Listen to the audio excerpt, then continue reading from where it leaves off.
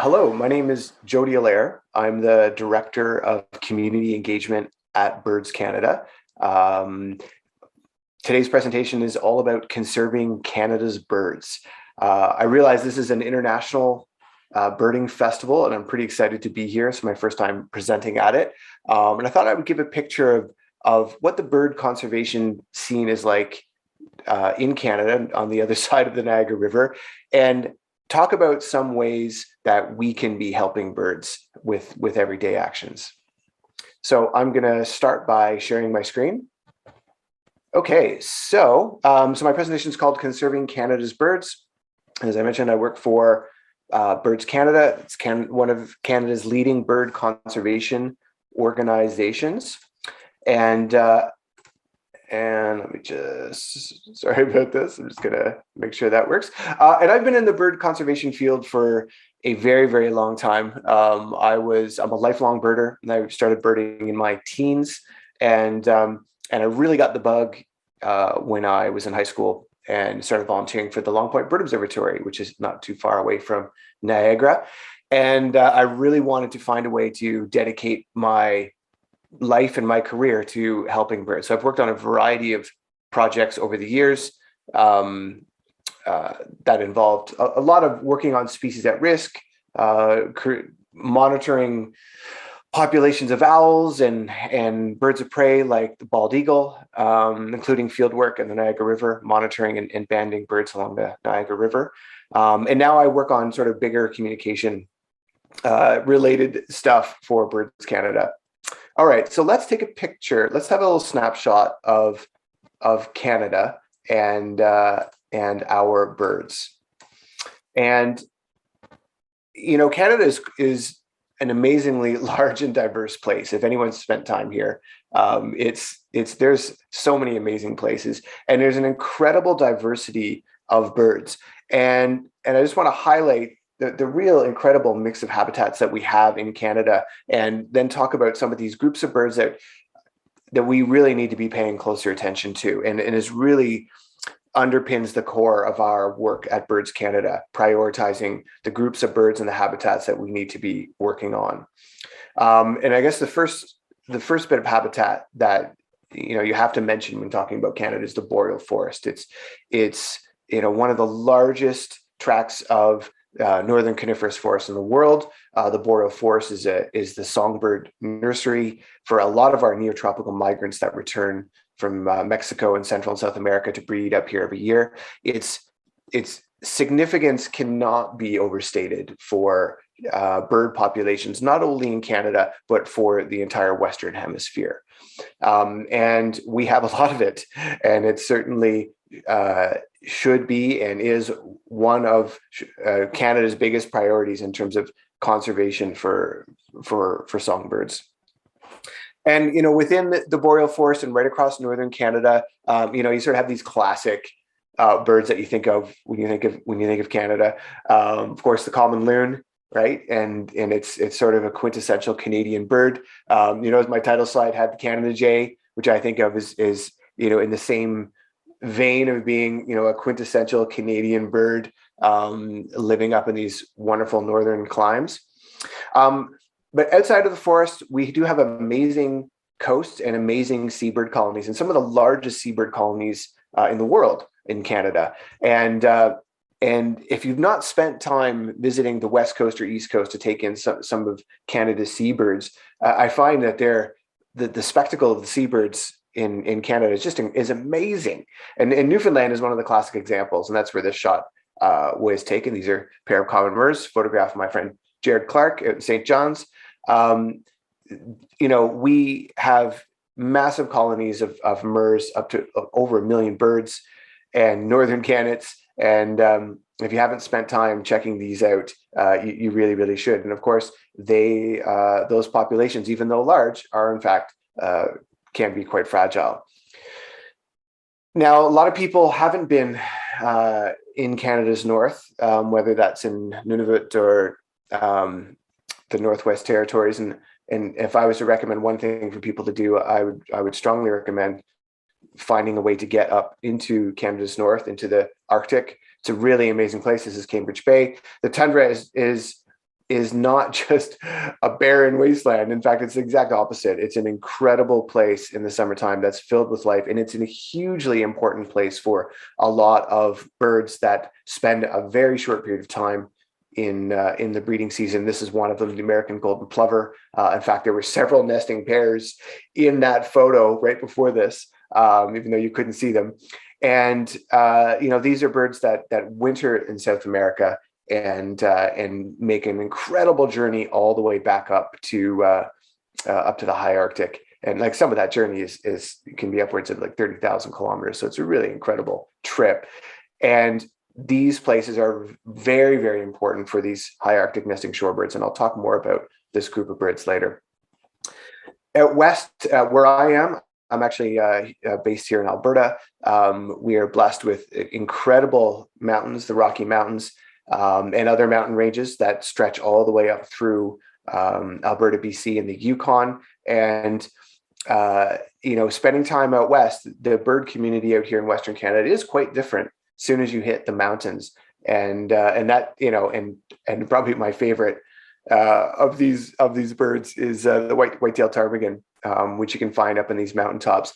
And with the change in climate and the seasons not being really what they used to be, these sort of above tree line, high altitude species like white-tailed ptarmigan are actually in a bit of trouble because their habitat is not as secure as it once was. And we'll talk more. And if you look closely, there's actually two ptarmigan in this photo. All right. This is where I live. Well, not exactly right in this particular spot. This is the Milk River Valley here. But this is the prairies of southern Alberta and the prairie region, the grassland region of southwestern Manitoba, southern Saskatchewan, and southern Alberta is a extremely important place for bird species, whether they be grassland songbirds, shorebirds, or waterfowl. It really is a nursery, the core nursery for these groups of birds in Canada. This is an American avocet here. It's probably the location of probably the most threatened location really for a lot of grassland birds, as we're seeing sort of precipitous decline of many of our grassland birds, which we'll talk about. And I thought I'd put this in. This is from southwestern Ontario, from an area actually not too far away from the Niagara Falls region. These Carolinian forests of southern Ontario, which are essentially just deciduous forests, is a very unique region of the country, and in fact, it's the most biodiverse region of Canada, and it's really based on the North Shore of Lake Erie and within the Niagara region. And these habitats are few and far between now, absolutely at threat from wetland drainage and logging, and home to a lot of species at risk, and some of our most wonderful birds that a lot of people don't see unless they spend time in these tiny fragments of habitat. And one of my favorites, because it is my slideshow, so I get to put my favorite birds in, is Louisiana water thrush. And this is a species I studied for about 6 years in the Ontario Carolinian forests. And absolutely incredible bird. It's a threatened species now in Canada, and their population is declining and really tied to protecting this type of habitat, but a very cool bird, and one that you can find actually not that far away from the Niagara region. Okay, so quick snapshot about sort of the diversity of habitats that we have across Canada. It's a big country. There's a lot of land to cover, and I thought I'd sort of go through the populations of birds and talk about which ones are doing well, which ones are not, and which ones do we need to be spending time with. And these are sandhill cranes here and a couple young colts. Love this photo from Ron Rideout. So every few years, there are a variety of reports that come out that sort of take these big snapshot pictures of how bird populations are doing. And in Canada, we have the State of Canada's Birds report that comes out every few years. There'll be another one coming out soon. And it's really the only Canada-focused report. And it compiles data from all the long-term data sets that we have in Canada, many of them shared with the United States, like Breeding Bird Survey, Christmas bird count, and a variety of monitoring programs like the Nocturnal Owl Survey and what have you. And then all that data is sort of compiled to get a snapshot of what groups of birds are doing well, which groups of birds are not. There are also reports like the State of North American Birds Report, which comes out, again, also every few years. And there's a variety of groups within Canada and the US that put those out, including Partners in Flight. This is put out by the North American Bird Conservancy, or the North American Bird Conservation Initiative in Canada. And of course, we've all heard about, the one of the biggest papers that looked at data from Canada and the US and the results showing that we've lost about 3 billion birds in the last several decades within North America. So there's been a lot of stuff out there showing that we've got declining bird populations. But I want to focus on the state of Canada's birds specifically. And I think this is important, even though this is it's a little doom and gloom, right? And we don't need more of that right now. But I think it's important to not just say things are declining, but let's actually dive into it and see, which bird groups are the ones that we need to take action, because we can't take action on everything all at once, right? And certainly as a bird conservation charity, Birds Canada can't do everything. We all need to be doing this together and collaboratively. So let's talk about some of these groups here and the ones that we are prioritizing as an organization to try to do conservation work on. And I apologize for this graph. Like I never like putting graphs like this. So please stick with me. Promise it's the only one. And this is looking at, sort of percent change in populations from 1970 into 2016.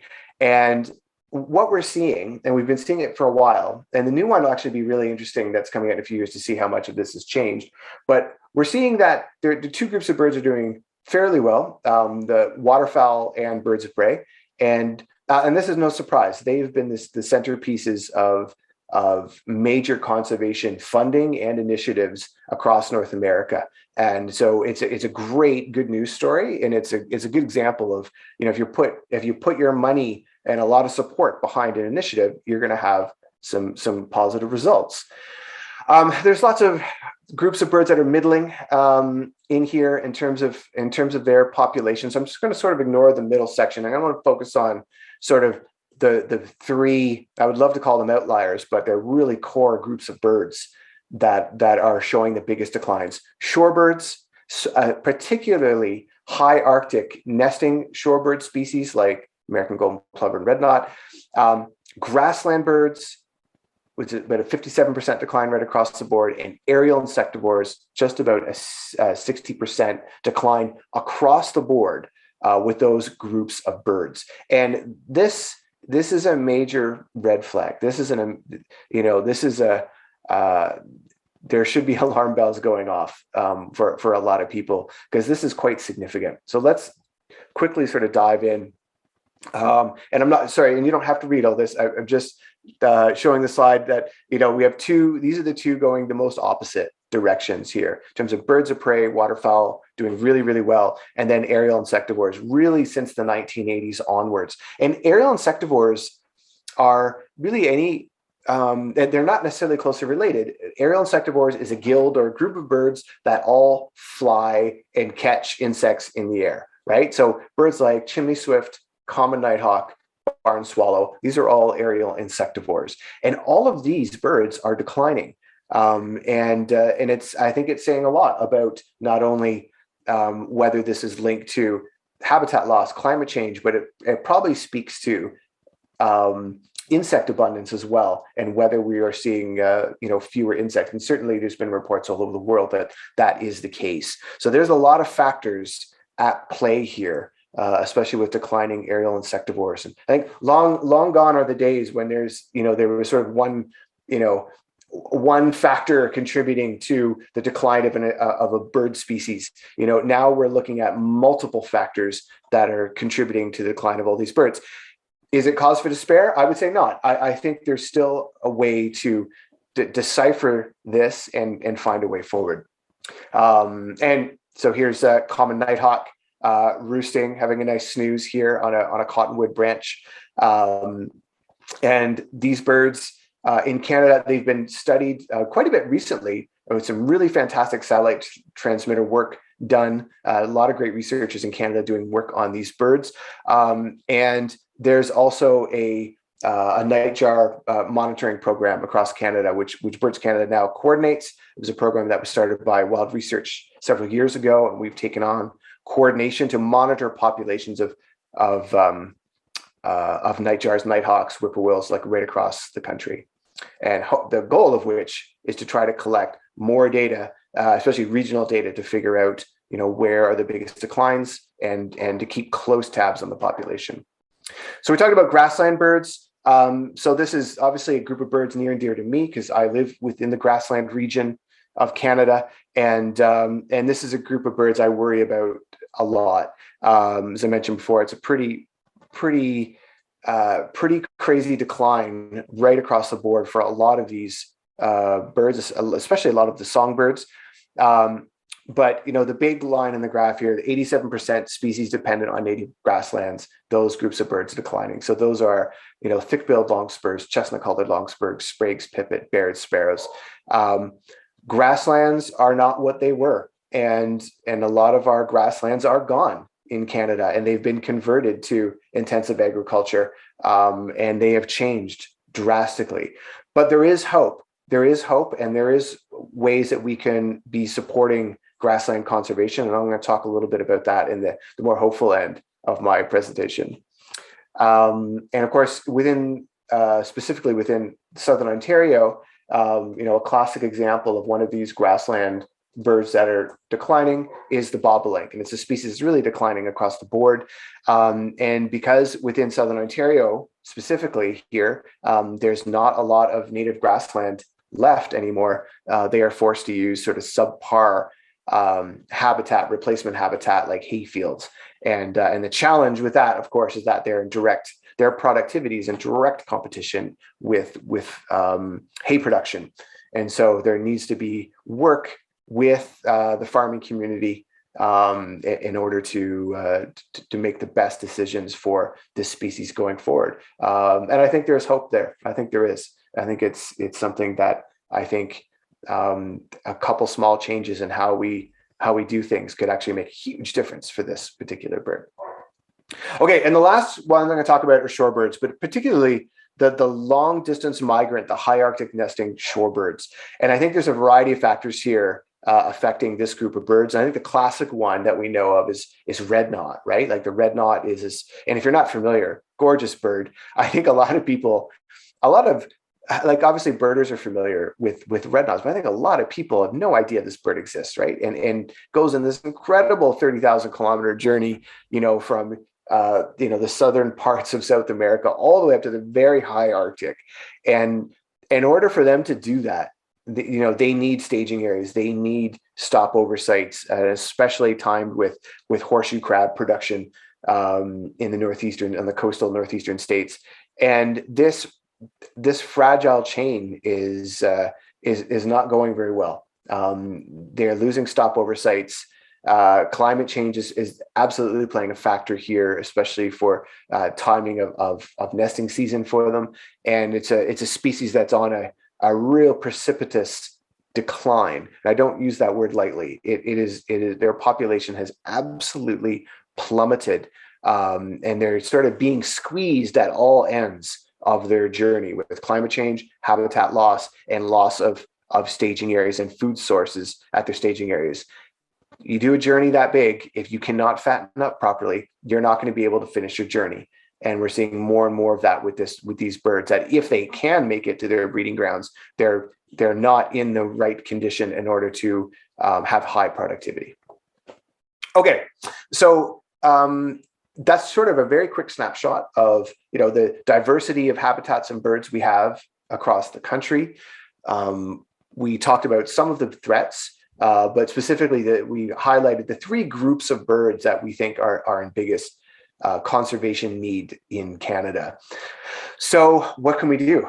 Well, very recently, myself and a few Birds Canada colleagues, we put together a new guide to conserving Canada's birds. This is on our website, and I'll encourage you to visit our website after this presentation, birdscanada.org. And this guide is a very comprehensive breakdown of what are the threats and what we all can do to be helping birds. And I know there's been a variety of these kind of top ways to help birds list. I think this one, at least from a Canadian perspective, is one that is probably the most comprehensive, and it's backed by science and endorsed by Birds Canada and their staff. So let's go through this and throw out some ways that we can be making decisions to help birds. The first section is divided into two. The first section is going to be reducing the biggest threats to birds. So let's talk about how we can help reduce the biggest threats to birds. And I think one of them, right off the hop, when you're talking about conservation, is the need to create habitat and protect habitat, not just for birds, but for biodiversity in general. It is just the right thing to do. Now, the Niagara Birding Festival takes place in a very important bird area, soon to be a key biodiversity area, as that program sort of morphs into a more biodiversity perspective on these sites.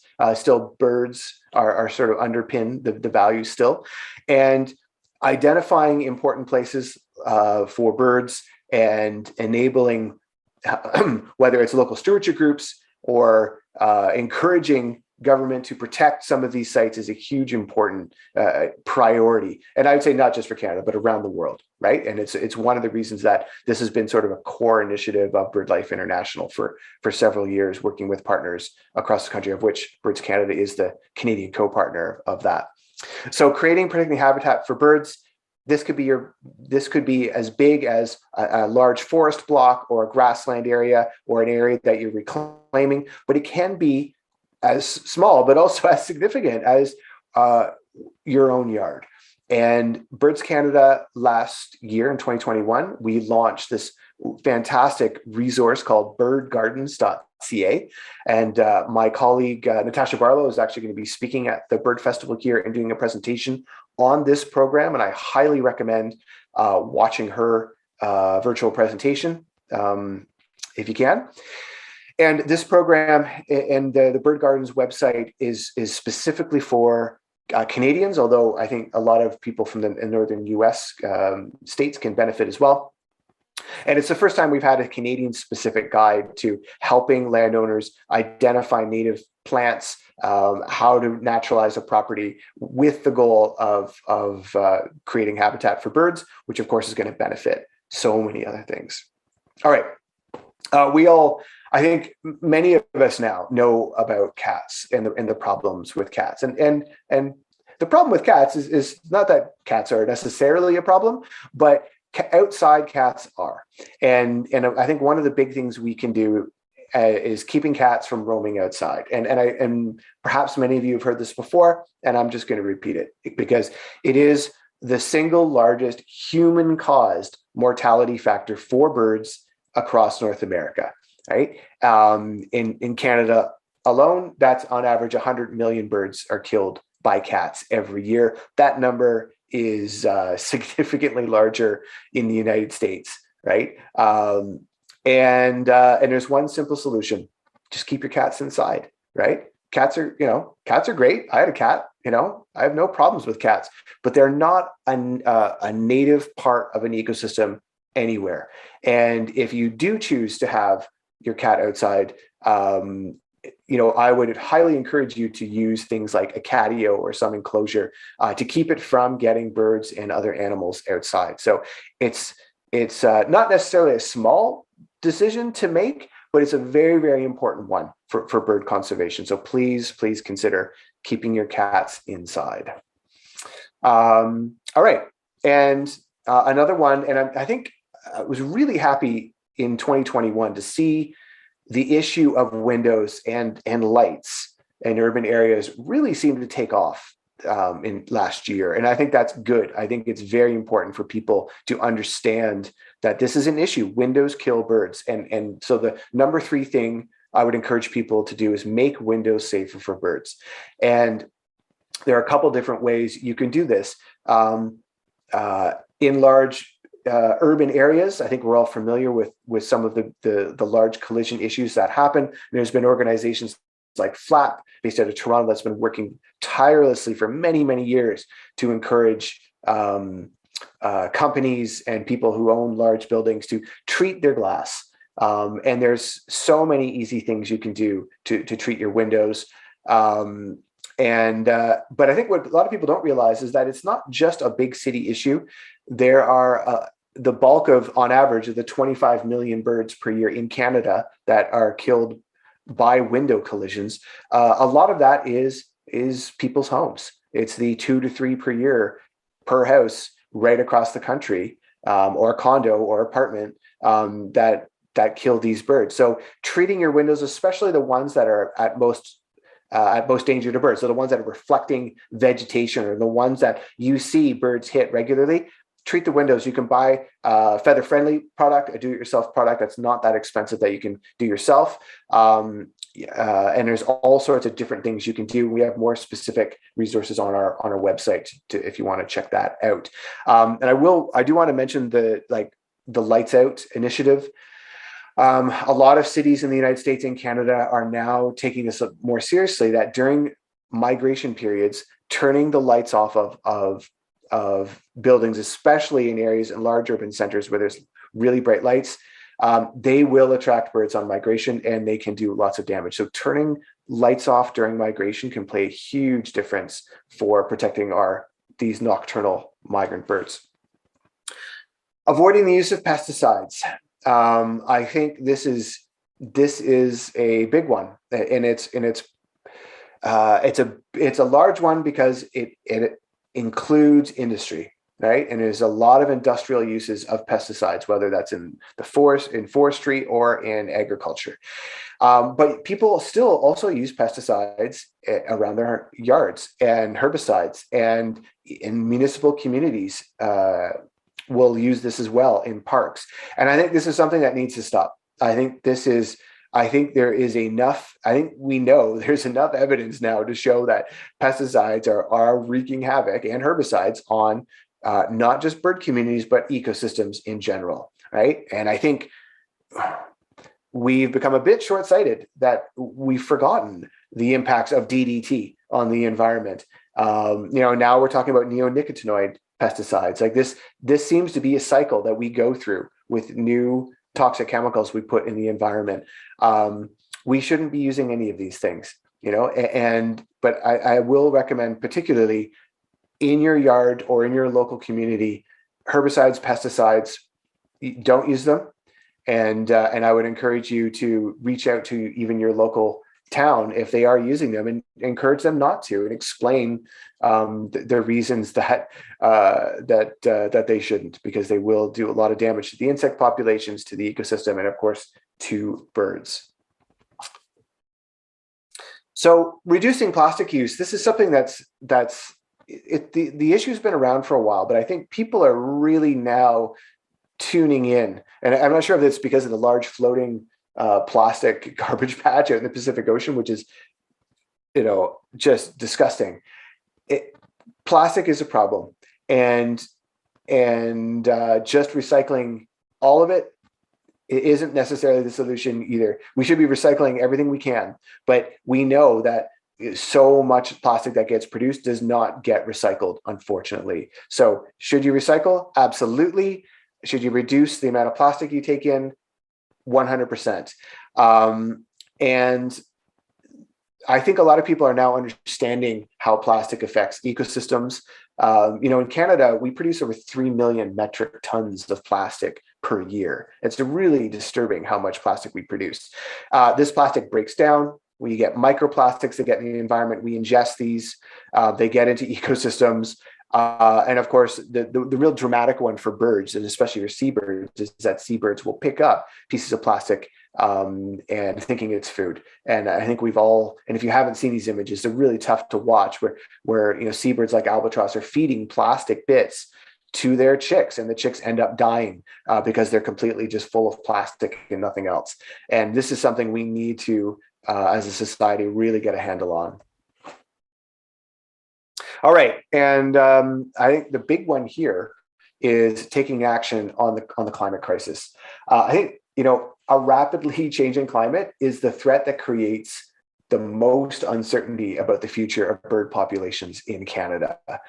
And I think a lot of people get paralyzed about, what they can do to help with climate change. But we know that climate change is having a very drastic impact on the world.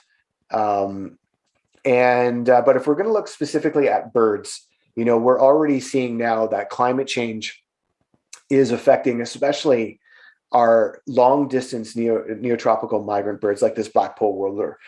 Birds that travel a long distance and they use changes in photoperiod to trigger the hormonal change to migrate long distances. They arrive on their nesting grounds, seemingly trying to time it perfectly for peak insect abundance. And now climate change has made it so that there's so much variation in the onset of spring and when peak insect abundance happens, is that this can't be timed with any kind of accuracy anymore for these birds. And what we're seeing is that birds aren't nailing the perfect timing, and it affects productivity. It affects their ability to fatten up when they arrive on their journey. It affects their ability to feed their chicks. It affects their ability to even have young, because they could be hit with unseasonably cold weather or unseasonably hot weather way too early in the nesting season. There's all sorts of factors there that we know are affecting long distance migrants. And, it is a big one to bite off, right? So I think trying to reduce your carbon emissions, offset your carbon emissions, think about how you do transportation are all simple things that we can be doing. Some of them not so simple, but are all things we should be thinking about. One of the trending initiatives that Birds Canada is involved in here in Canada is looking at nature-based solutions to the climate crisis. And I think the grasslands are one of those areas. So conserving grasslands or encouraging the protection of grasslands, not only is good for birds that live there, it also helps create, important carbon sinks that preserve carbon sinks going forward. So there's even more impetus now to try to get those done. And I think one of the last things I'll mention is, participating in long-term monitoring programs like the Breeding Bird Survey or Breeding Bird Atlases, of which there is one in Ontario happening right now. These are all ways that you can help us monitor bird population trends over time. So all different things to be considering with climate change. And so please try not to get paralyzed with not knowing what to do. There are a bunch of small things that can be done. And again, I encourage you to go to our website to read a little bit more about that. So those are sort of our 6 steps about how to reduce the biggest threats to birds. I want to end off by the second category, which is become a champion for birds. And as important, I think all of these things are equally important going forward. And I want to start with this one, being a bird savvy consumer. One of the easiest ways that we can be helping our birds that winter in Central America, in Mexico and South America, is by helping protect habitat in the tropics. And there's a variety of ways to try to help protect habitat in the tropics, and certainly supporting organizations in the tropics that are trying to do that is a great way to do it. One of the other ways is to support sustainable coffee growing that is bird friendly within the tropics. Coffee is big business, and it takes up a lot of habitat, and bird friendly, shade grown coffee plantations can actually create suitable habitat for not just our birds that are wintering there, but birds that live there all year round. And so one of the, and arguably the strongest certification for bird-friendly coffee is the Smithsonian bird-friendly habitat label. And I would highly encourage you to purchase coffee that have this label. Look for it. It's third-party verified. It's the most stringent protocols in place to try to protect habitat for birds. And it's a simple way to not only protect habitat for birds, but support the farmers that are protecting that habitat for birds.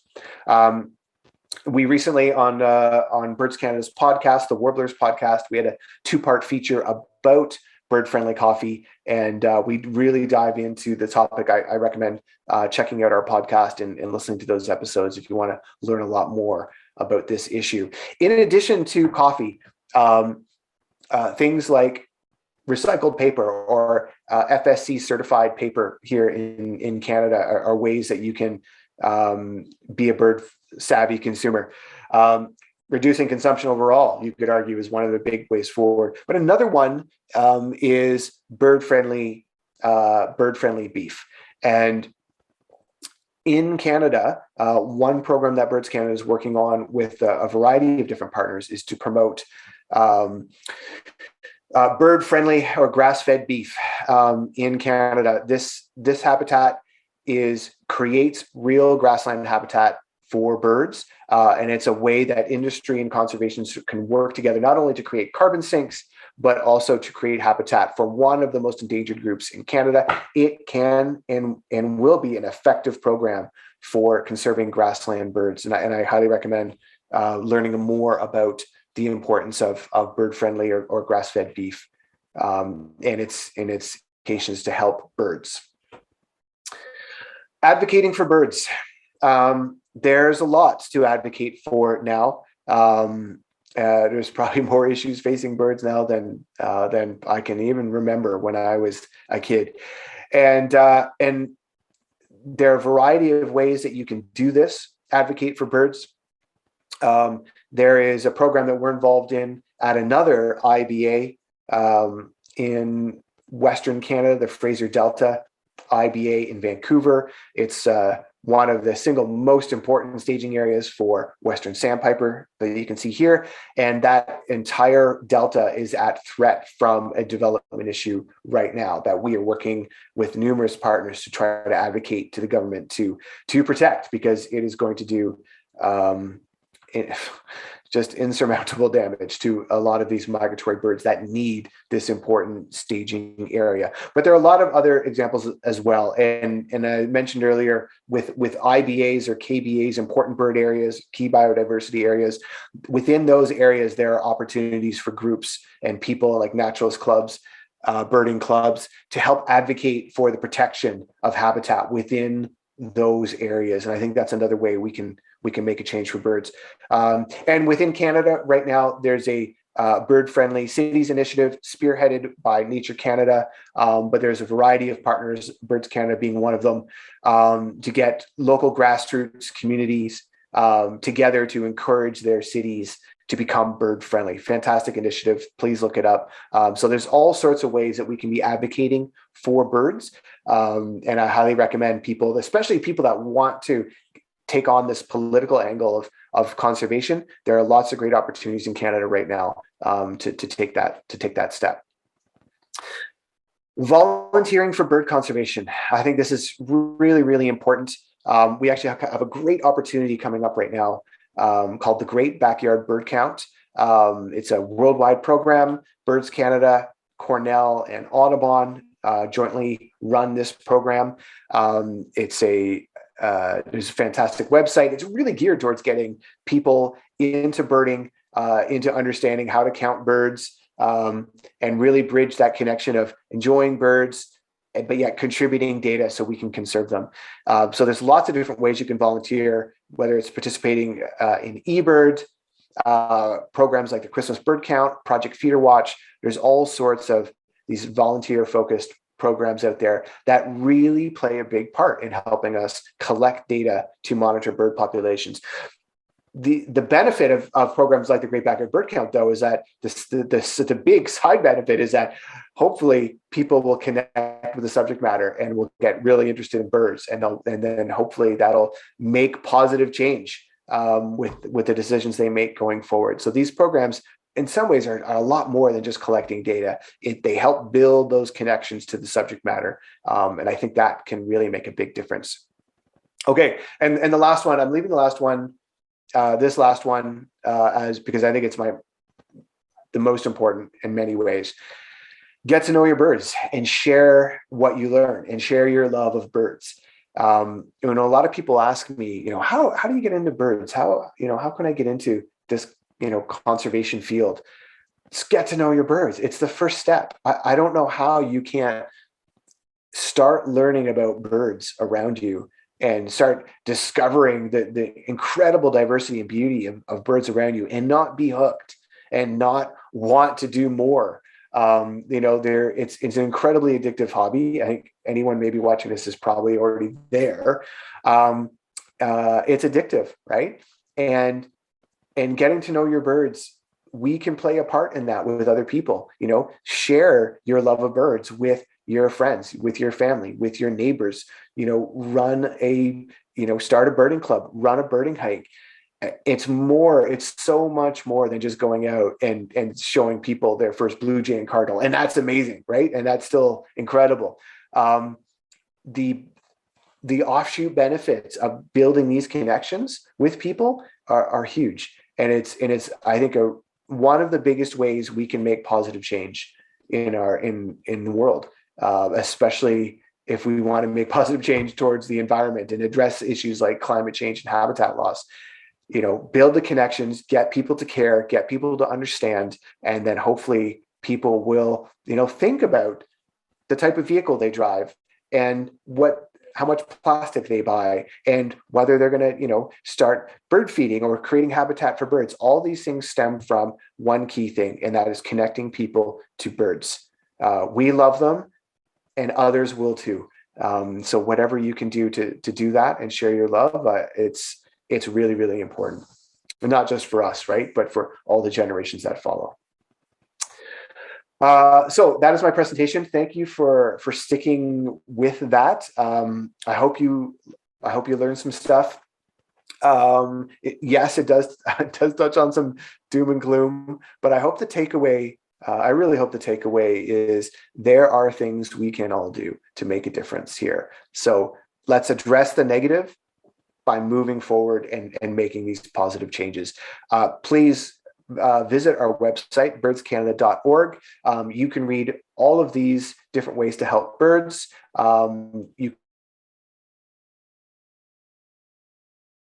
And with our e-news, get updates on all the work that we are doing across Canada to help birds.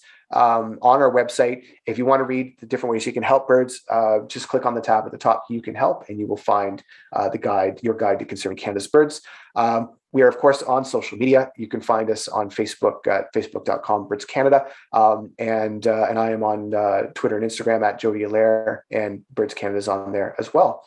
So thank you very much. I hope you enjoyed that, and good birding, everyone.